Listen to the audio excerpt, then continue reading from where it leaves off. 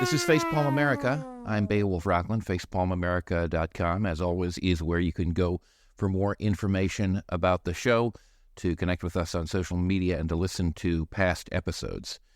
It's 2024, and we are kicking off the presidential primary season. New Hampshire is going to be coming up very, very quickly, and we're going to be talking to one of the candidates today. Marianne Williamson is a best-selling author, a political activist, a spiritual thought leader, and Democratic candidate for president. You can find out more about her at Marianne2024.com. Marianne Williamson, welcome to Facepalm America. Thanks so much for being here. Oh, thank you so much for having me.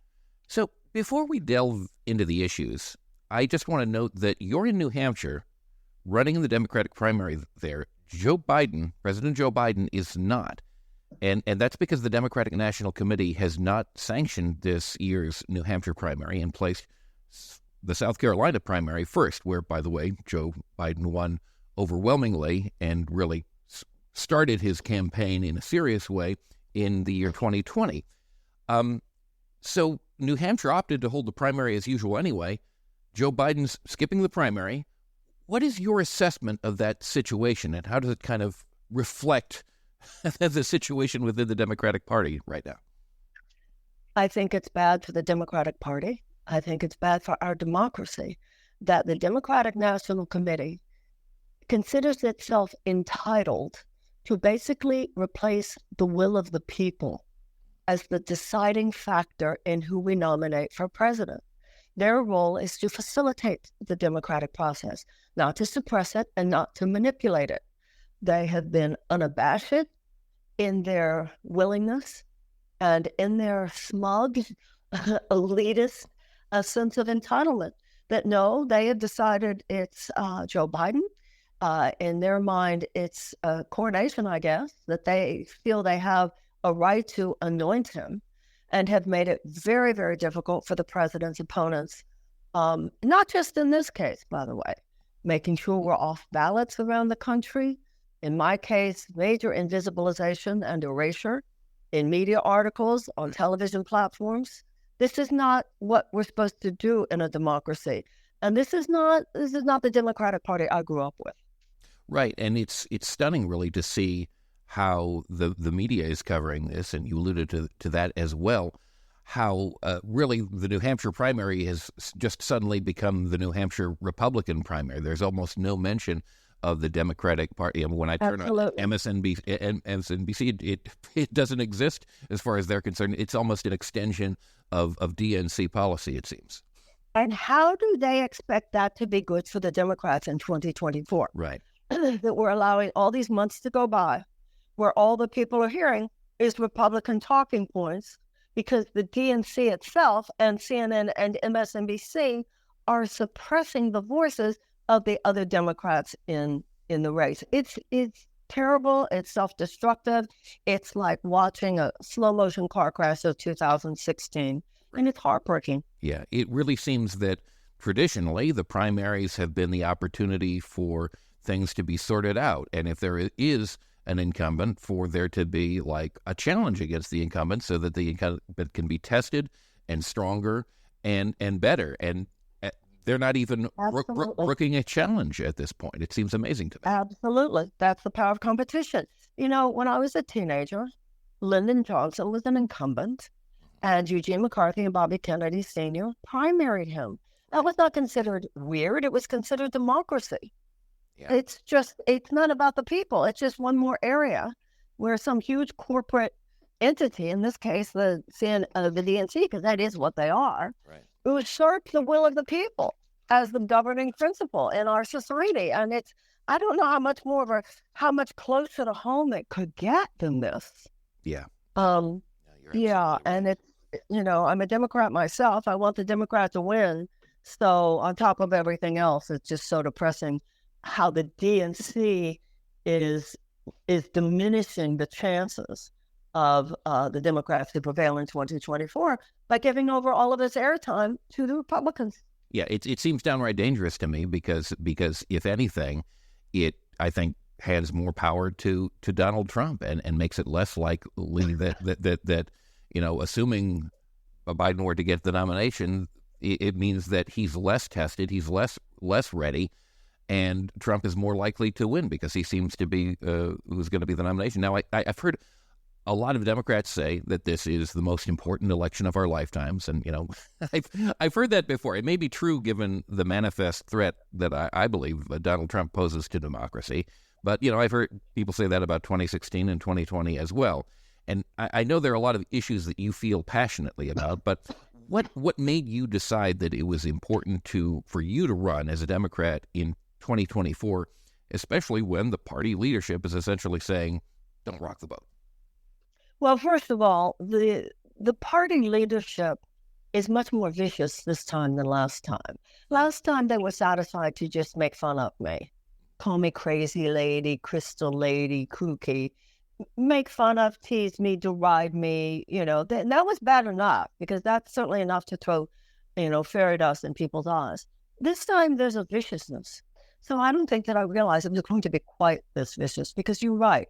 They feel that they get to determine the pool of candidates that should even have a shot at the public imagination. And that pool of candidates is based on who they see toe their corporatist line. So that's number one. In terms of danger to our democracy, I agree with you. And I agree with them that Donald Trump does pose a danger to our democracy. I agree that this is not only the most important, and you're right, I mean, we keep saying that ever since, I think, the year 2000, the most important election of our lifetime. I think this is more than that. I think this is one of the most important elections of American history, because it is going to be a decision whether or not we turn our democracy over to someone with, at the very least, neo-authoritarian tendencies. The thing is, I feel, and I feel it even more strongly now that I've been running, that the only thing that's going to beat Donald Trump is us offering the American people so much better, so much more. Yeah. We're not going to win by just warning people or scolding people. We're not going to win by bragging about an economy that really basically only serves 20% of us. We're not going to win by saying, let's finish the job. The danger to Democrats in 2024 is not Donald Trump. The danger is people staying home. Yeah. People who are going to vote for Donald Trump are going to vote for Donald Trump. But if we don't give some people something inspiring, like we're going to give you universal health care, we're going to have tuition-free college and tech school, we're going to cancel the college loan debt, we're going to have paid family leave, we're going to have subsidized childcare, we're going to have guaranteed sick pay and guaranteed living wage. All of those things are considered moderate positions in every other advanced democracy. That's what they should be promised to citizens here. Franklin Roosevelt said that we would not have to worry about a fascist takeover as long as democracy delivered on its promises. That's what the Democratic Party should stand for. That's the way we would win against Donald Trump. I don't think anything less than that will defeat him. Yeah, and Democrats used to be really good at addressing those kitchen table issues and resonating with working people. And now, at this point, they seem to be saying, oh, well, the economy is doing great. Look at these numbers. Look at these like job rates and so forth. That doesn't really get at what people are experiencing on the ground in their own lives, and they have to have something in order to they can't just vote for an abstract. If I think if Democrats force people into voting for an abstract concept, which may be really important, I don't think it's going to resonate with them in the same way that actual substantive issues that they deal with on a day-to-day basis, how to pay for their rent, how to pay for their mortgage, how to pay for their health care will. And Joe Biden at the moment does not seem to be addressing that. You do. Absolutely. No, he does not. We have 39% of the American people who now report that they regularly skip meals in order to pay their rent. Wow. And even when the president brags about job creation, there are millions of Americans out there who would say, I have to have 2 or 3 of those jobs, however, to make it. Right. In the 1970s, one job, one salary could support a family of 4. Now we have millions of Americans who can't make it on just one salary. They have a job. You have school teachers who have to at night go drive an Uber or a Lyft. Yeah. And all of that equates to don't have the bandwidth for my spouse, don't have the time to read a bedtime story to my child. I mean, the disrepair that has set into our society, because basically people are serving an economic system now rather than the economic system serving the people. Right.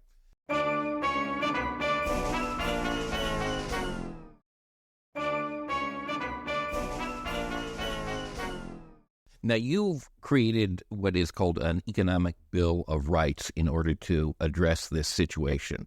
What does that consist of?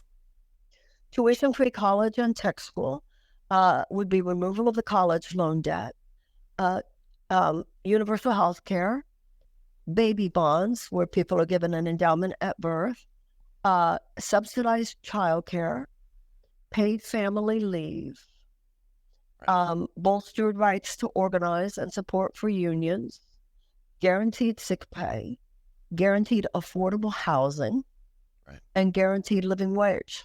Right. Now, once again, those are all moderate positions in every other advanced democracy. And things, by the way, that they can pay for and that we are able to pay for, too, if we set our economic priorities correctly. We don't need 800 military bases around the world. Let's cut back on some of those and address some of the programs that you're talking about, and we might find ourselves in a better situation. Well, two things to that. First of all, in terms of the military bases, although the president cannot close military installations unilaterally in the United States, of those 800 that you just mentioned, some of them are legitimate, protectors of righteous commerce and so forth. However, a lot of them are just legacy of old Cold War bases, unnecessary, and I could, as president, start unilaterally closing a lot of those. That's number one. Excellent.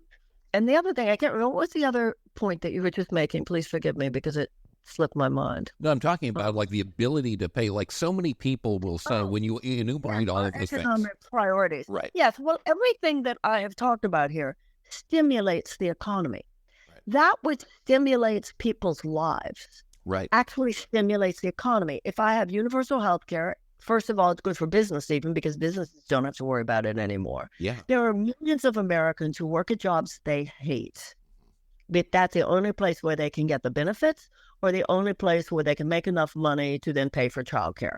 That translates into unhappy people. Yeah. Nothing is worse for business than unhappy employees and unhappy employers. The economy is where it matters, no matter how much Biden talks about how things are getting better. In the most vital ways, our economy is depressed because our people are depressed. So we call it a mental health crisis. But when you have 70% of Americans who claim that they live with chronic economic anxiety, people's lives are falling apart. Yeah. People's lives are falling apart. You're not going to have a thriving middle class, a thriving economy, when you've got 70 to 80% of people walking around burdened by these invisible chains of economic constriction. Right. Think of just in human terms, think of the lives that they could lead and the improvement to, humanity in the United States if those things were changed. And two, in terms of economics, like think of the businesses they would start and the inventions they would come up with if they had the bandwidth to focus on that and did not constantly have to think about how am I going to pay my healthcare premium? How am I going to pay my child's tuition? I mean, there are all sorts of things that you could change things in such a dramatic way, and I'm so glad that you are focused on that. Well, that's exactly the conversation we all need to be having. What you just said, this is the conversation we need to be having. Right now, the Biden administration talks about economic data. I look at human despair. And everything that you just said, when people are unable to thrive in their lives, then they're not out there producing and creating. And that's where money comes from. And also when you don't have a thriving middle class, and that's what we had in the 70s, we had a thriving middle class. That has completely collapsed now because of that $50 trillion transfer of wealth into the hands of